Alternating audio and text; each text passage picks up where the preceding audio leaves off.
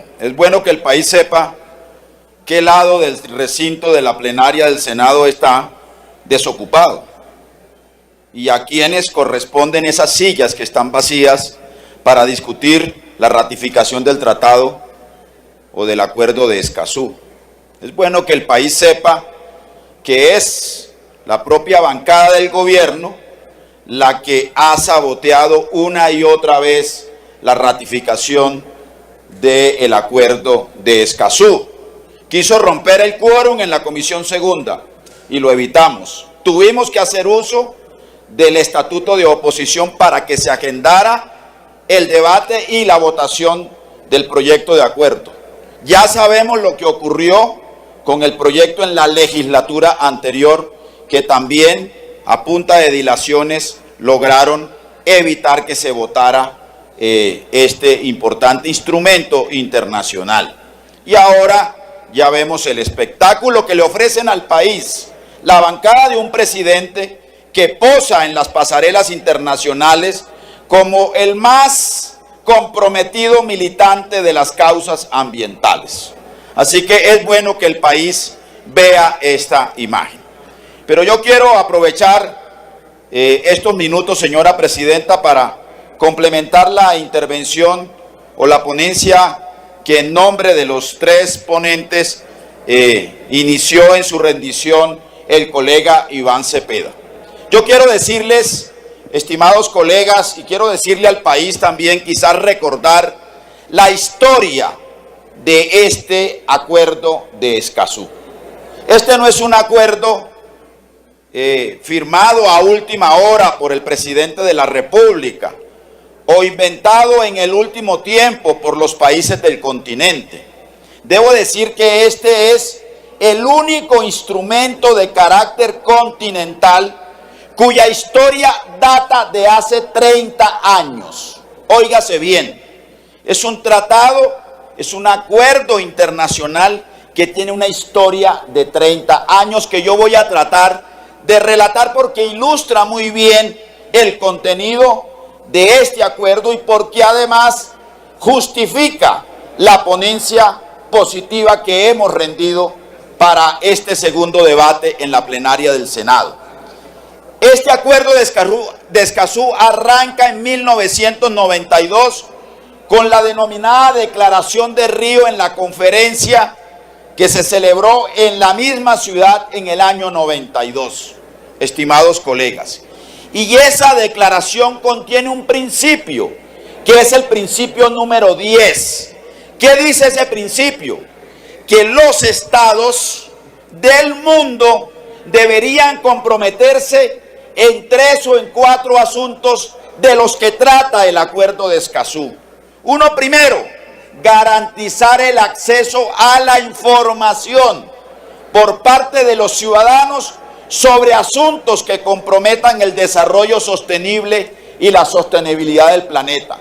Uno segundo, que deben los estados del mundo comprometerse en el acceso a la democracia ambiental, a los mecanismos de participación y de decisión sobre los temas y sobre los proyectos o las acciones que comprometan la sostenibilidad del planeta. Uno tercero, el acceso a los mecanismos de justicia, lo que en términos contemporáneos y recientes se denomina la justicia climática o la justicia ambiental. Y cuarto, muy importante para Colombia, que es la protección de quienes defienden las causas ambientales. Y digo que es un compromiso de los estados, pero es un compromiso de Colombia muy importante, porque Colombia es el 8º país del planeta en números, o digamos cuantitativamente hablando, ocupa el 8º lugar en conflictos ambientales por razones de información y de acceso a la justicia. Y ocupa el 2º lugar en Sudamérica, después de Brasil, en relación con conflictos ambientales derivados de problemas de información o conflictos que terminan en los estrados judiciales sin poderse resolver adecuadamente. Y claro, también hay que recordar que somos por 2 años consecutivos el país del planeta en donde más se asesinan líderes ambientales. 64 líderes fueron asesinados en el año 2019 y 65 de ellos en el año 2020. Pero fíjense ustedes que Europa empezó cumpliendo con ese compromiso del principio 10 de la conferencia del 92 con el convenio de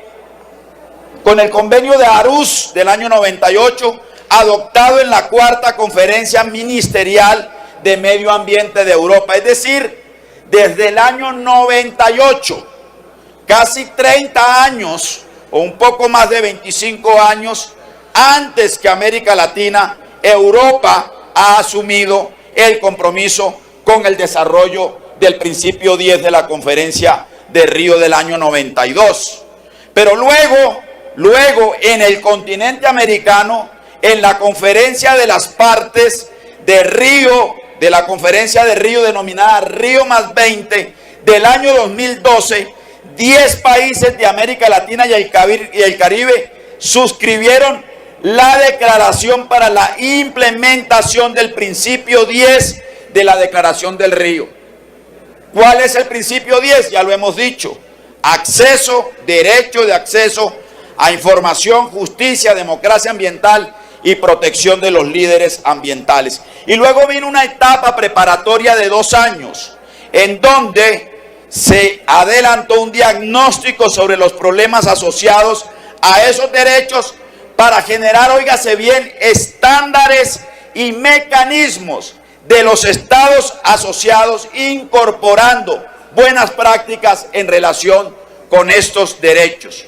Quiere decir que el Acuerdo de Escazú no es la imposición de un país sobre otro, es el acuerdo de los estados asociados para establecer unos estándares comunes que luego hay que revisarlos a la luz de la legislación, de las políticas públicas o de los mecanismos de cada estado para ver si cada estado o cada nación se aproxima o no a esos estándares internacionales y a esas buenas prácticas. Se creó el Observatorio del Principio 10 en América Latina y el Caribe, y allí Colombia jugó un papel muy importante.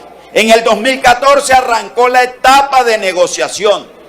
Óigase bien, desde el 2014 se adoptó la decisión de Santiago, se creó un comité de negociación y la Secretaría Técnica de la negociación del acuerdo de Escazú estuvo a cargo desde entonces, estuvo a cargo de la Conferencia Económica para América Latina, la CEPAL, que ha venido acompañando este proceso.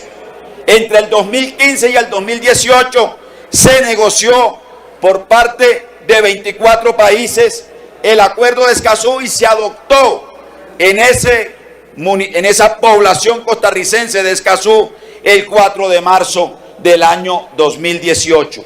Hay que decir que Colombia, óigase bien, Colombia, el Estado colombiano, en sus sucesivos gobiernos, ha jugado un papel de liderazgo, no solo en la concepción del tratado, no solo en la realización de los estudios técnicos, de los diagnósticos respectivos, sino también en la construcción de los acuerdos para darle vida al Acuerdo de Escazú. Y hay que decir que Colombia no solo ha sido líder en el proceso de prenegociación, sino también el de negociación del mismo, que culminó en marzo del 2018. En el 2019, el entonces Procurador General Fernando Carrillo le pidió al presidente Iván Duque que firmara el Acuerdo de Escazú, como lo que venían haciendo varios países de América Latina, y que procediera a presentarlo ante este Congreso para su ratificación. El presidente se demoró un poquito y tuvo que haber un paro nacional en noviembre del 2019, cuando el propio presidente instaló lo que él llamó la conversación nacional para que se comprometiera en firmar el acuerdo. Y en consecuencia fue firmado por Colombia el Acuerdo de Escazú en diciembre del año 2019 a instancias del señor embajador ante las Naciones Unidas, Fernández de Soto, en representación del Estado colombiano. Duque, además, el presidente, en las distintas instancias internacionales, se compromete una y otra vez con el Acuerdo de Escazú. Así lo hizo, por ejemplo, en la conferencia sobre biodiversidad en Leticia, en agosto del 21, o en la COP26 en Escocia recientemente, en donde también ratificó ese compromiso. Pues bien, a pesar de Colombia tuvo la oportunidad de ser el país número 11 para que entrara en vigor el Acuerdo de Escazú en su ratificación en el Congreso. No fue posible por la dilación de la coalición del propio gobierno en este Congreso. Aún así, 11 países, o más bien 14 países a la fecha, han ratificado este acuerdo, y este acuerdo ha entrado en vigor desde el pasado 22 de abril del año 2021, cumpliendo con lo que está previsto en el artículo 22 del Acuerdo de Escazú.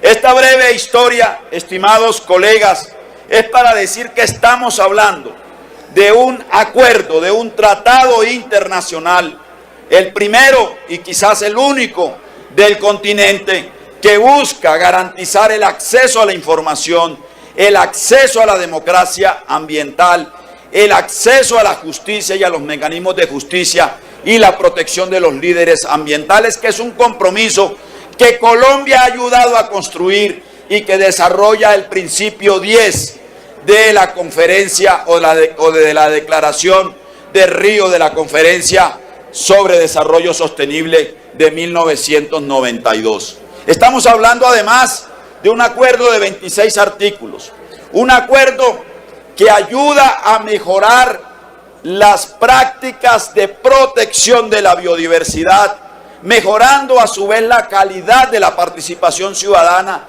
y mejorando los mecanismos de información de las comunidades y de los ciudadanos a los asuntos que tienen impacto sobre nuestra biodiversidad y sobre el desarrollo sostenible de Colombia, y por supuesto que tiene impacto sobre la crisis climática que enfrenta la humanidad y que enfrenta el planeta.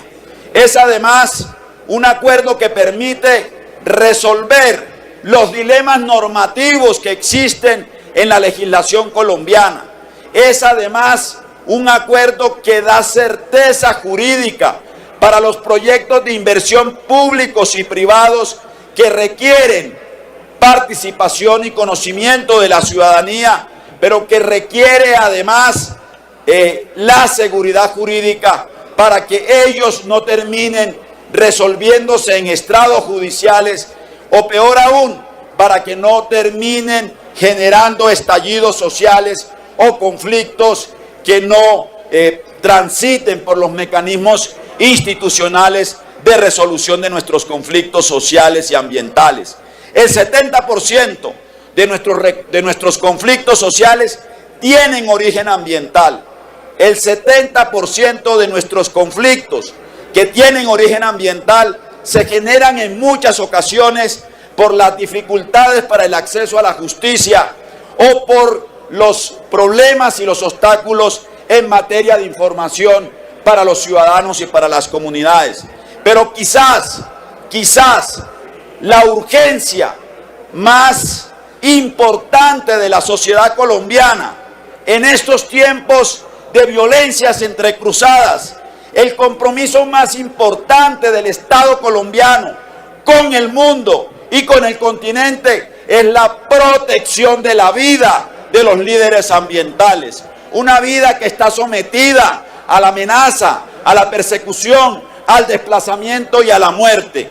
Y este acuerdo de Escazú compromete aún más al Estado colombiano a revisar los mecanismos de protección de la vida de esos líderes, pero sobre todo a no escatimar esfuerzos para que en Colombia defender la vida no cueste la vida. Por esa razón, estimados colegas, por ese compromiso con la vida, con el continente, con el planeta, por esa responsabilidad de Estado de un acuerdo que lleva 30 años de historia, con un liderazgo indiscutible de Colombia, este Congreso, esta plenaria del Senado debe estar a la altura de la vida, a la altura de las circunstancias del planeta. Debe rechazar las falacias, las mentiras que se han construido para obstruir este acuerdo, y debe asumir este Senado el acto de responsabilidad que estas circunstancias del tiempo de hoy nos reclaman. Por esa razón, señora presidenta, señor secretario, estimados colegas, queremos reiterar nuestro concepto positivo, nuestra ponencia positiva. Seguramente el secretario va a leer el informe con el que termina la ponencia, pero quisiéramos que procediéramos a votar sin dilaciones, sin saboteos, este acuerdo, que es un acuerdo para la vida y que es un acuerdo para el planeta Tierra. Muchas gracias.